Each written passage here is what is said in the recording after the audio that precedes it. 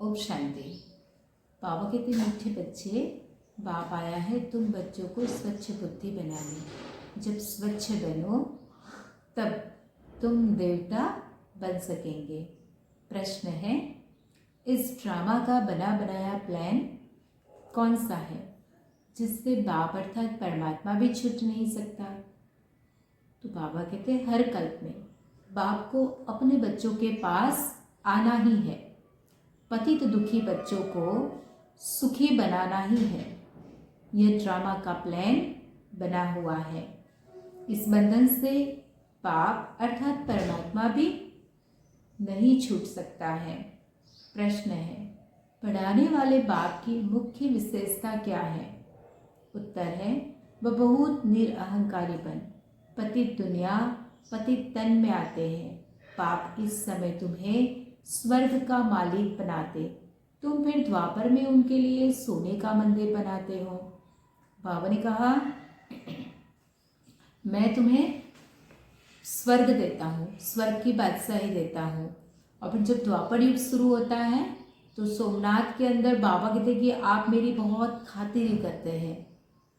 જેમ કહીએ ને આપણે કોઈના ઘરે ગયા હોય તો આપણને બહુ પ્રેમથી રાખ્યા હોય, બહુ સારી આગતા સ્વાગતા કરી હોય, તો એ આપણા ત્યાં આવે તો આપણે પણ શું કરીએ, એમને બહુ જ આગતા સ્વાગતા કરીએ। तो बाबा के कि मैंने आपको स्वर्ग का सुख दिया था, और फिर जब द्वापर के अंदर रावण राज्य के अंदर मैं जब आता हूँ तो मुझे आप सोमनाथ के मंदिर में, सोने के मंदिर में आप बिठाते हो, हीरे जवाहरातों से उनको जड़ते हैं। गीत है, इस पाप की दुनिया से कहीं और ले चल जहाँ सुख और चैन हो।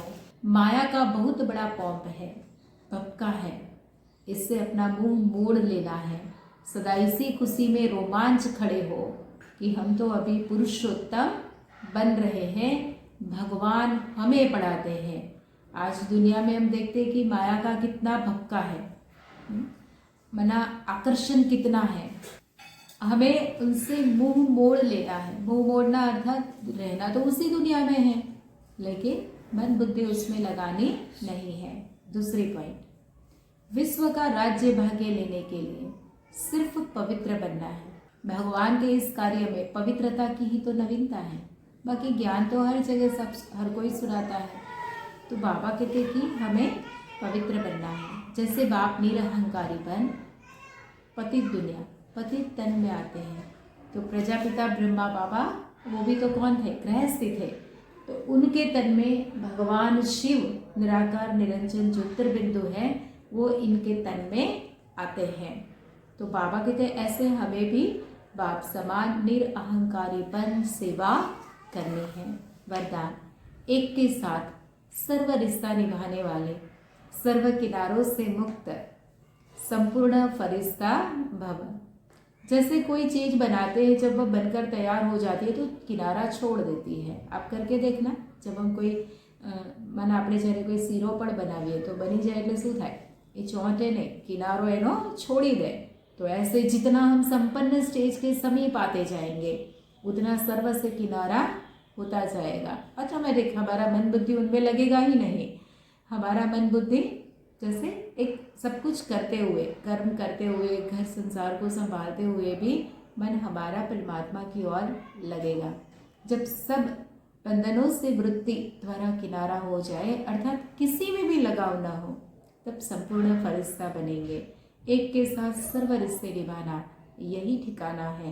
इससे ही अंतिम फरिश्ते जीवन की मंजिल समीप अनुभव होगे।